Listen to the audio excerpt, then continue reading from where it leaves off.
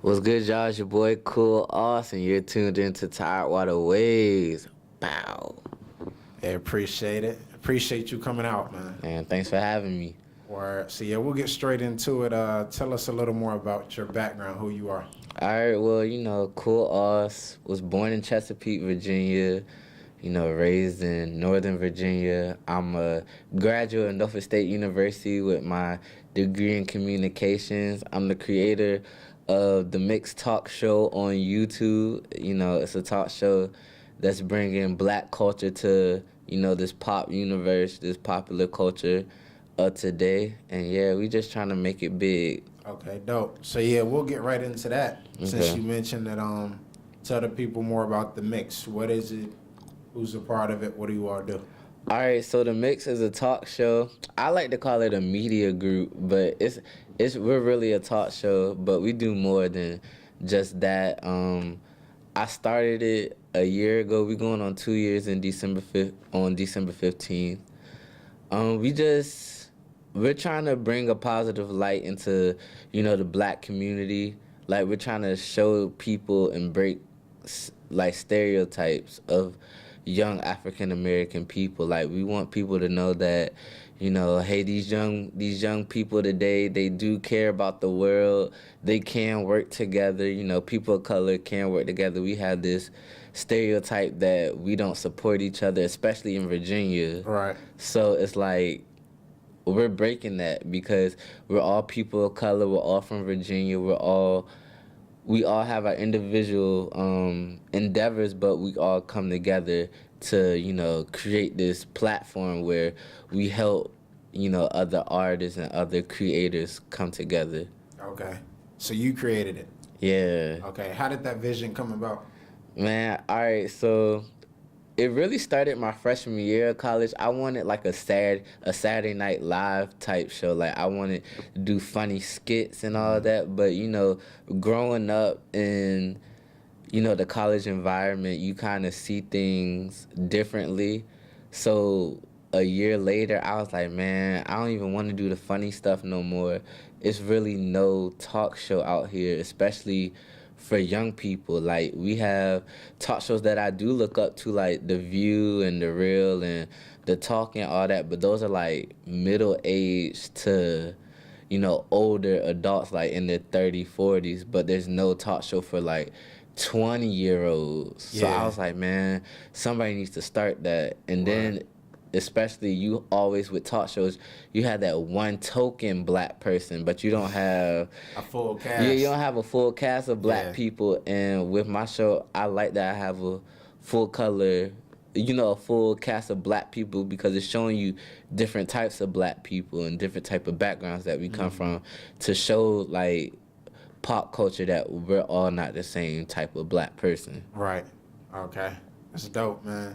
See, where do you see that going in the next few years? Where are you trying to take Man, I'm trying to be on somebody's network. Dope. Like, I'm trying to be on like a big network. I'm very appreciative of being on YouTube. YouTube has definitely supported us, but I see us on like TV doing big things. Or so you're ultimately, are you trying to like sell it, or No, like a partnership?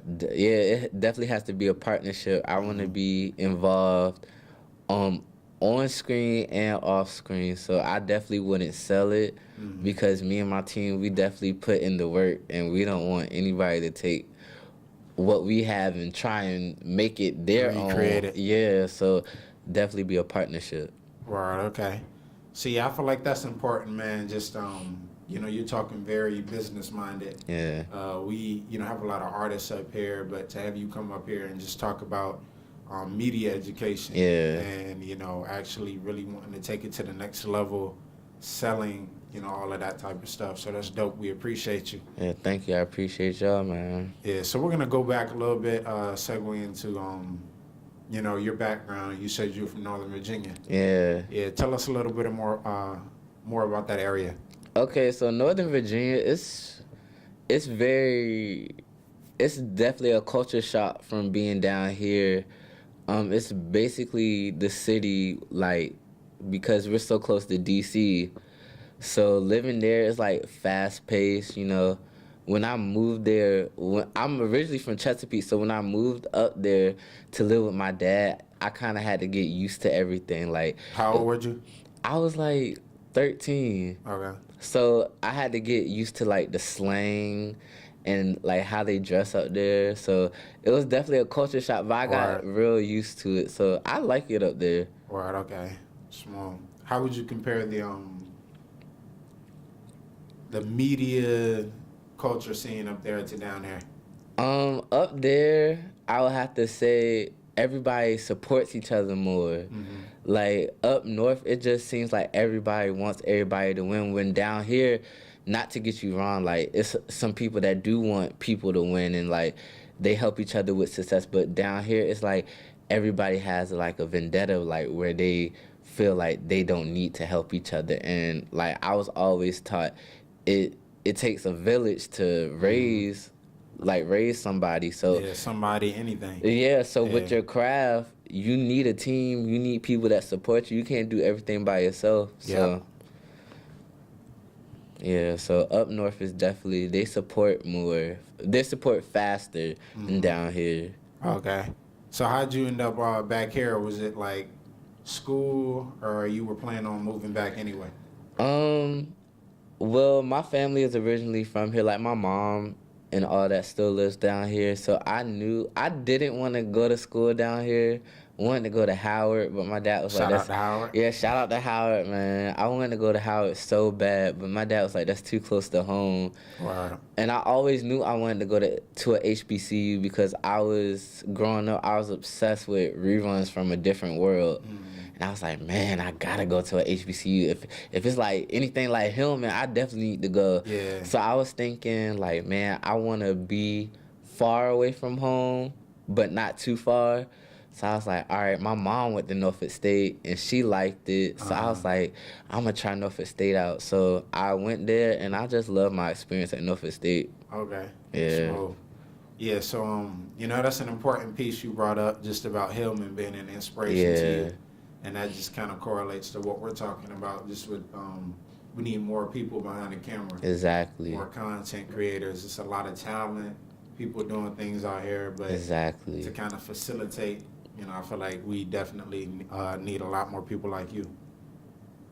Yeah, so how was your time at NSU? My time at NSU was lit. Like, of course you're going to have, your little setbacks, because I'm not afraid to tell my story, like, because hopefully somebody learns from my story. You just gotta go to school for your own reasons and don't try and please anybody. And I feel like that was my setback at one point.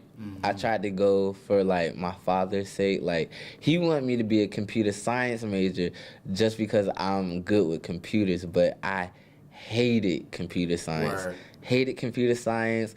Almost flunked out of school. I was on academic probation for a semester. Then I was like, man, I'm really about to like lose school. Like I gotta like really focus and see what Austin really wants to do. So that's when I thought of, starting my own show. I was like, man, I want to start my own show. How do I do that? And then my advisor, shout out to Miss Anderson, was like, you need to be a mass comm major if you want to have your own show. Dope. Yeah. Word. So how'd you get back on track? Was it the switching of classes and major? And you was like, it was, man. It was for real. It was the support of my family and like I said, my advisor, Miss Anderson. Miss Anderson like really helped me out. Like she was like, "You're not alone. We gonna get through this. We gonna get it right." So if it wasn't for my family like holding it down, making me go to summer school classes even when I didn't want to, redoing classes, so if it wasn't for my family, Miss Anderson, I wouldn't be on the right track. It wasn't easy, but I graduated with a 2.7, so yeah. Small. Yeah. All right. So why do you feel HBCUs are important if you do? HBCUs are important because I feel like you want to be around people just like you. And not saying that you don't get that from a PWI, because you do. There's a lot of talented people that come out of PWIs, but with an HBCU... So I'm going to stop you real quick. Yeah, I should have explained to the people who don't know what those are, or you can do it. Okay, yeah. So a PWI is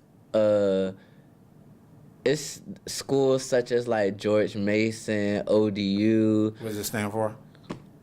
Predominantly white. Predominantly white institutions. There we go.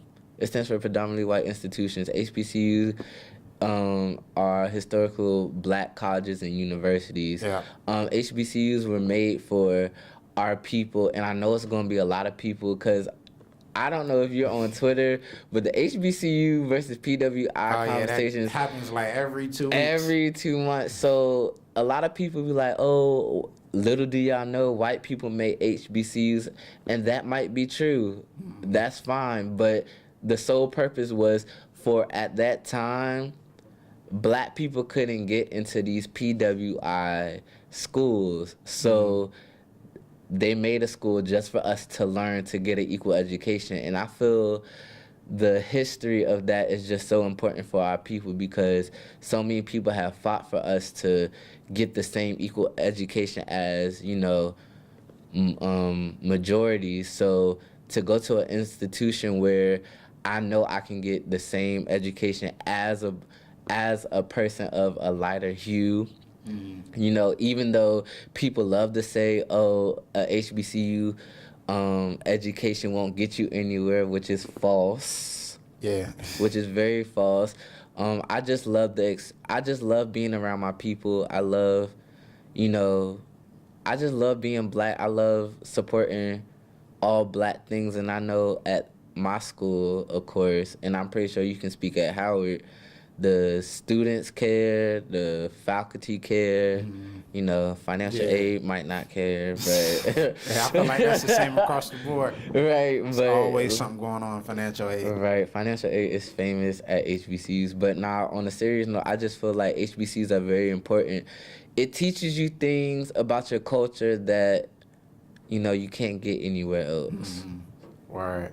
So yeah, let's speak a little bit about this showcase you have coming up. Oh man, the Mixed Madhouse Showcase. It's my team's first event, so we're like very excited about it. We were just like, man, it's so many artists out here, and like Virginia, we have a lot of artists, and we have like artists that we've seen like a lot of showcases, but it be the same repetitive artists. So we're like, we should just make a big showcase with like 30 artists that aren't really known, have them all hit one stage, and then like just show that, you know, there's camaraderie in Virginia, like. Yeah. And I'm just glad at the, you know, the reception that we're getting on it. So many people have supported us, and I appreciate that. Like everybody has been like, man, I really like what you're doing. So that's like something like I'm just lost for words because this is our first event, and for people, 28 artists all agreed to hit the stage. That's and was like, yeah, we're gonna come together for y'all showcase and make it lit. Okay. So how do you do that? What's the timing? Man, everybody gets a 10-minute set. Okay. So the sets are broken up into 5 sets because we just didn't want to like just hit y'all with artists. We want to entertain, so everything is broken down in sets. Our dope DJ D Will, follow him on Instagram, Will Be the DJ. Okay. He's dope. He's gonna help us out. So it's like set 1, we have like 5 artists, and then we take an intermission. Like we'll probably give like a surprise away. Like we got like gift cards to give out and all that. The DJ will play some music, like get the crowd hype, you know, get them hype for the second set. Second set come on, do a third set. Fourth set we take another break, you know, do something fun with the audience, make sure everybody having a good time. Word. Yeah, so 5th set, and then after the 5th set, the show will be over, and then we're having an after party right after, so you can party with us, you can party with the mix, you can party with the artists, because I feel like a lot of influencers today, they have events, but they're not reaching out to their supporters. And I wanted my supporters to know, like, just because we're doing this don't make us different than from y'all. So come party with us, come see what we are outside of YouTube. Like, come turn up with us, and that's what we trying to do. Word, okay, that's what's up, man. Yeah. Yeah. So you have real big dreams. Yes, feel sir. like you real smart guy. Thank you. Leader. So with those qualities, who are some of your inspirations? Oh man, it's so many. My first inspiration has to be Alan Leroy Locke. A lot of people don't know who he is because he's not really talked about, but he's the father of the human renaissance. Like, he created not the human renaissance. He's the father of the Harlem Renaissance. And a lot of people don't know what that really is. Like, they heard of the Harlem Renaissance, but they don't really understand what that is. The Harlem Renaissance was a place in Harlem, New York, where if you're a writer, if you're a jazz singer, if you're a dancer, and you're of color, that was our little safe haven for our creation. And that's what I want to do. I want to have a safe haven for people of color to just create. So he's my biggest inspiration, because I feel like without the Harlem Renaissance, I couldn't do what I do, or a lot of these people couldn't do what they do. Right. Yeah, I'm pretty sure Howard has a building dedicated to Yeah, him. definitely. Yeah. Yeah. So that's what's up. Yeah. Also, Sean Combs, Another Howard guy? Yes, another Howard guy, man. He's just an inspiration to me. I know growing up, Bad Boy was played in my house 24/7. So I'm trying to figure out who made this record label. Why do they have Biggie, Mary J. Blige, Total, Jodeci, 112, like all these big names, Craig Mack, like all these names. Like, who is this guy? So I'm just like figuring out like who's this guy. I grew up and I found out who he was. I'm like, he's really making moves out here. Like, wow. Another inspiration is Issa Rae. Love her. Go from YouTube to HBO. Yeah. That's the goal. That's the goal. And my last inspiration is just everybody around me, from my bro Drew to everybody. Like, if you're doing something creative, you're inspiring me to do something more creative, so we can all build together. So my environment, the people I hang around, they're my inspirations too. Word, okay. That was a great answer. You don't hear that too many times. Yeah. Real creative. Yeah, okay. Yeah, man. So yeah, do you do anything else? Music, acting? Well, my music career is dead and gone. Okay. You gotta pick. Dabbled in it? Yeah, I dabbled in it. But you gotta pick your battles, and music was not my battle. Okay. But I respect the craft of music, because I said my dad's a singer, so I have love for the music craft. But I'm just now getting into acting. I'm very excited. I'm in this movie called Roses, and I play a character named Doug, and I'm just excited to be a part of this movie. Like, it's gonna be dope. We're in pre-production right now, so I really can't give a lot away, but y'all just be on the lookout for that. Yeah, man. Right. So where is this? Who created it? Oh, shout out to the homegirl Kenley Duke from Hampton. Another HBCU. I'm trying to tell y'all, man, we're connecting, and I just love her. Kenley and Jada, they both made this. I remember they sat down and they told me how they made it. They were just like, man, this would be a dope story. So shout out to Kenley Duke and Jada. They're like amazing. They're a dynamic duo. I'm appreciative to being in their project. They're just awesome. Y'all need to really. They're like the next ones. Word, okay. They're the next ones. It's dope. It's dope, like Issa Rae or something. Yeah, no, like seriously, they're really dope. Yeah, we can keep on lookout for them. Yeah. Word. So is there anything you can share as far as the movie? What is it about, or is that all in the wraps? It's all under wraps, but all I can say is it's definitely everybody can relate to it, because it's so many. Like, I'm all about diversity and people of color, and this is what that movie gives. Like, no one character is just like the other. Like, we have a character that's like Esquire from ATL, like he's like real proper. So it shows like the upper class black family, and it shows the middle class and like the people that came from the hood. So it shows diversity in the black community, which isn't shown a lot in media today. I feel like we're so stereotyped. It's either we're the thug or we're the prostitute or whatever the case may be. But this film, it definitely shows young people in a different light and how we all can cohabitate with each other and how we cohabitate with each other. So it's a real good movie with a real good meaning to it. So yeah. Dope, man. So yeah, is there anything else you wanted to plug? Man, I just want to say shout out to everybody who support me, who support my team. Shout out to the Mix. Shout out to all my friends, my supporters, my family. Shout out to you, my bro Drew, for this opportunity. Appreciate I'm that. just ready to take over the world with everybody who support me, man. I'm doing this for us. Yeah. Yeah. So yeah, man, we appreciate you coming out. Man, thank you for having me. Yeah, definitely gonna talk about some more collaborative stuff. Yes, sir. Yeah. I already know. All right, and we out. All right.